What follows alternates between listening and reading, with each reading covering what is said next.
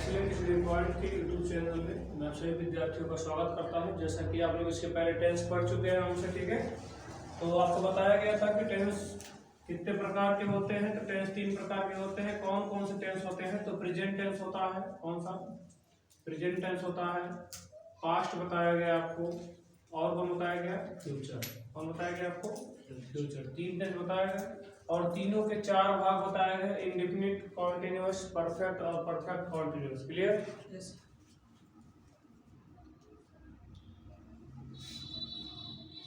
प्रत्येक टेंस के 4 भाग बताए गए थे, जिसमें से हम लोग इंडेफिनिट पढ़ चुके थे, ठीक है। लेकिन चलिए हम लोग देखते हैं प्रेजेंट इंडेफिनिट। क्या रहते हैं? प्रेजेंट इंडेफिनिट थोड़ा सा एक बार और देखते हैं, ठीक है। एक बार और देखते हैं प्रेजेंट इंडेफिनिट थोड़ा सा, जिसे पिछले वीडियो में बता चुके हैं।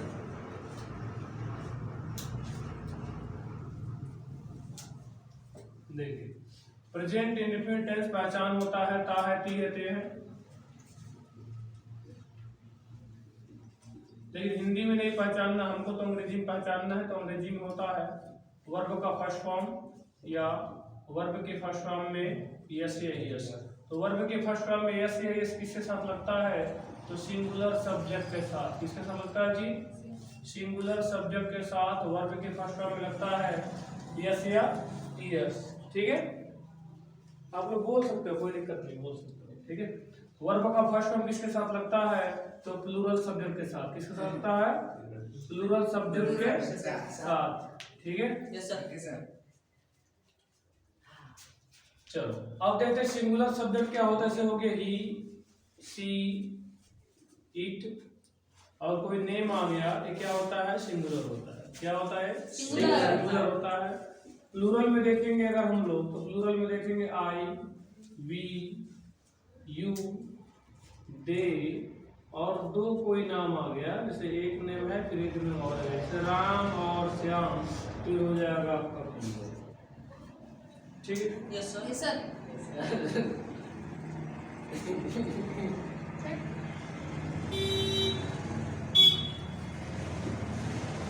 चलो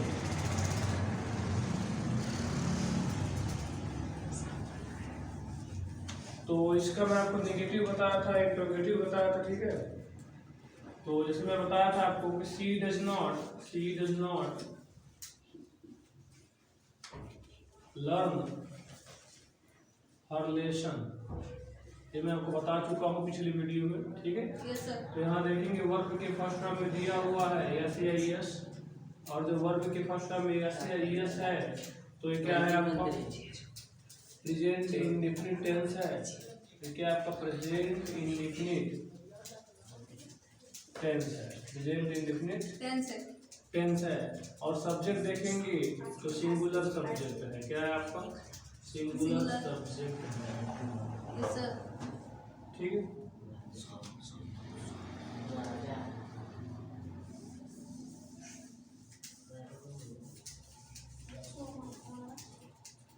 अब देखेंगे आगे, लेकिन इसी प्रकार पास्ट इंडेफिनिट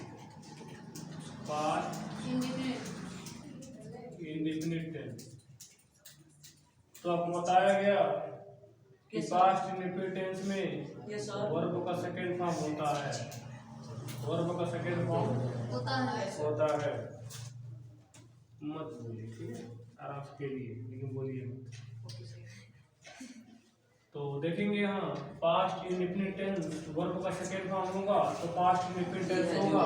तो देखेंगे सी रोट और स्टोरी, सी रोट और स्टोरी। तो यहाँ देखेंगे कौन सा फॉर्म दिया है? तो राइट का सेकंड फॉर्म क्या दिया है? रोट। राइट का सेकंड फॉर्म, राइट जो है वर्ब का फर्स्ट फॉर्म है, और रोट जो है वर्ब का सेकंड फॉर्म है। जो वर्ब का सेकंड फॉर्म अगर आ गया, मैं बोला था ना, इधर वर्ब का फर्स्ट फॉर्म या वर्ब के फर्स्ट फॉर्म में यस या यस, या वर्ब का सेकंड फॉर्म आ जाए, तो ये किसी न किसी का इंडेफिनिट होगा। लेकिन अगर सिर्फ वर्ब का सेकंड फॉर्म मिल जाए, तो वह पास्ट इंडेफिनिट होगा, ना किसी से दोस्ती, ना किसी से बैर। क्लियर? तो पास्ट इंडेफिनिट हुआ। आगे देखेंगे, फिर जब मान लीजिए ऐसे दे दिया, she did not pluck the flower, she did not pluck the flower. तो यहाँ ध्यान देंगे कि कौन सा टेंस देखेंगे, यहाँ पे दिया हुआ है डिड। डिड किसका फॉर्म है? डू का सेकेंड फॉर्म है। डू का सेकेंड फॉर्म है और डू का सेकेंड फॉर्म होता है डिड। और जब ये वर्ब का फर्स्ट फॉर्म है डू और डिड क्या है? वर्ब का सेकेंड फॉर्म है। और जब वर्ब का सेकेंड फॉर्म आएगा तो क्या बोलेंगे इसे हम? Past indefinite tense. क्या बोलेंगे? पास्ट इंडेफिनिट टेंस बोलेंगे। पास्ट इंडेफिनिट टेंस बोलेंगे इसे, ठीक है। जैसे मान लीजिए इस दे दिया, अभी यहाँ तो इसके बाद नॉट लगा, उससे मतलब नहीं, हमें सिर्फ देखना है वर्ब का सेकेंड फॉर्म मिला, वर्ब का सेकेंड फॉर्म है तो पास्ट इंडेफिनिट है। तो यहाँ डिड जो होता है डू का सेकेंड फॉर्म होता है, ठीक है। उसी प्रकार शॉर्ट में समझेंगे कि फ्यूचर इंडेफिनिट क्या होता है। फ्यूचर इंडेफिनिट देखेंगे और पास्ट इंडेफिनिट में चीज और होता है कि सिंगुलर और प्लूरल दोनों ही सब्जेक्ट के साथ, सिंगुलर और प्लूरल दोनों ही सब्जेक्ट के साथ वर्ब का सेकंड फॉर्म प्रयोग होता है, ठीक है। उसी प्रकार देखेंगे future indefinite, future indefinite, future indefinite tense, future indefinite tense. Future indefinite tense क्या होता है? जो किसी का भी इंडेफिनिट होगा तो वर्ब का फर्स्ट फॉर्म, मैं बोला या वर्ब की फर्स्ट फॉर्म यस या यस, या वर्ब का सेकेंड फॉर्म होगा जरूर, किसी का भी इंडेफिनिट हो, चाहे प्रेजेंट का हो, चाहे पास्ट का हो, या आपका फ्यूचर का हो, ठीक है। तो देखेंगे यहाँ वर्ब का फर्स्ट फॉर्म है तो किसी न किसी का इंडेफिनिट होगा। इसके पहले क्या होगा? तो इसके पहले होगा विल या शैल। क्या होगा? विल या शैल। और शैल का प्रयोग किसके साथ होता है? जब सब्जेक्ट के रूप में आई और वी का प्रयोग हो। इसका प्रयोग हो जब सब्जेक्ट के रूप में आई और वी का प्रयोग हो तो वहाँ पे शैल प्लस वर्ब का फर्स्ट फॉर्म लगता है। क्या होता है? शैल प्लस वर्ब का फर्स्ट फॉर्म।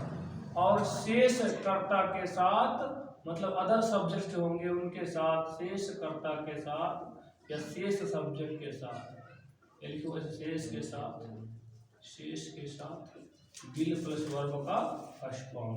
मतलब वर्ब का फर्स्ट फॉर्म तो रहेगा ही रहेगा, ठीक है, लेकिन अगर उसके पहले शैल या विल लग गए तो फ्यूचर इंडेफिनिट है, ठीक है।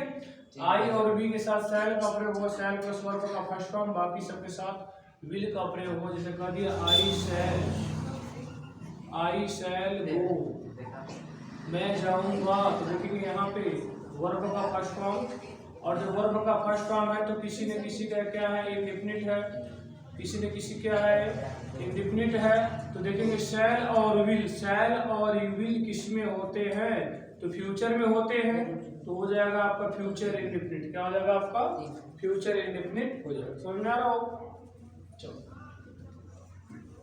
फिर देखेंगे अगर ऐसे दिया he will go, he will go, तो गो जो है यहाँ पे क्या है? वर्ब का फर्स्ट फॉर्म है। गो क्या है? आपका वर्ब का फर्स्ट फॉर्म है। और जब आपको टेंस में या सेंटेंस में वर्ब का फर्स्ट फॉर्म मिल गया, इसका मतलब यह होता है कि किसी न किसी का इंडेफिनिट है, किसी न किसी का क्या है? इंडेफिनिट है, ठीक है। और देखेंगे इंडेफिनिट किसका इंडेफिनिट है? विल या शैल किसमें आता है? विल या शैल आता है आपका फ्यूचर टेंस में। किसमें आता है? फ्यूचर टेंस में। तो विल या शैल तो फ्यूचर हो गया, ठीक है, तो हो जाएगा फ्यूचर इंडेफिनिट। क्या हो जाएगा आपका? फ्यूचर इंडेफिनिट हो जाएगा, ठीक है। क्योंकि हम जानते हैं कि वर्ब का फर्स्ट फॉर्म आता है आपका इंडेफिनिट में, ठीक है, और विल या शैल किस में होता है? फ्यूचर में। तो इंडेफिनिट हो गया फ्यूचर, तो क्या हो जाएगा? Future indefinite. क्या हो जाएगा? फ्यूचर इंडेफिनिट हो जाएगा आपका, ठीक है जी।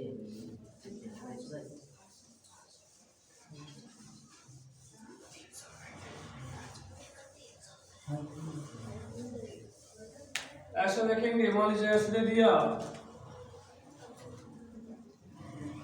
Will you go question mark, will you go question mark. तो क्वेश्चन मार्क है तो इंट्रोगेटिव सेंटेंस हुआ, क्वेश्चन मार्क है तो इंट्रोगेटिव सेंटेंस हुआ, इंट्रोगेटिव सेंटेंस, इंटेरोगेटिव सेंटेंस बोलते हैं पूरा, ठीक है।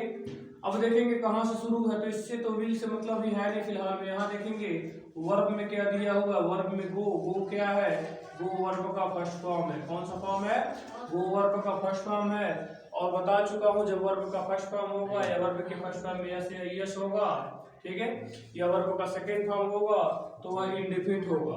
तो देखेंगे यहाँ पे गो क्या है, वर्ब का फर्स्ट फॉर्म है, और वर्ब का फर्स्ट फॉर्म है तो किसी न किसी का क्या होगा, इंडेफिनिट होगा। किसी न किसी टेंस के कौन सा भाग है, इंडेफिनिट का भाग है। और देखेंगे विल और शैल किस में होता है, तो फ्यूचर में होता है। विल और शैल किस में होता है, फ्यूचर में। तो पूरा पढ़ेंगे तो क्या हो जाएगा, फ्यूचर इंडेफिनिट विल या शैल के साथ वर्ब का फर्स्ट फॉर्म। क्लियर। तो आज इंडेफिनिट तक ही रहेगा, ठीक है। फिर उसके बाद आपको कॉन्टिन्यूअस, फिर परफेक्ट कंटिन्यूअस आपको पढ़ाया जाएगा, ठीक है।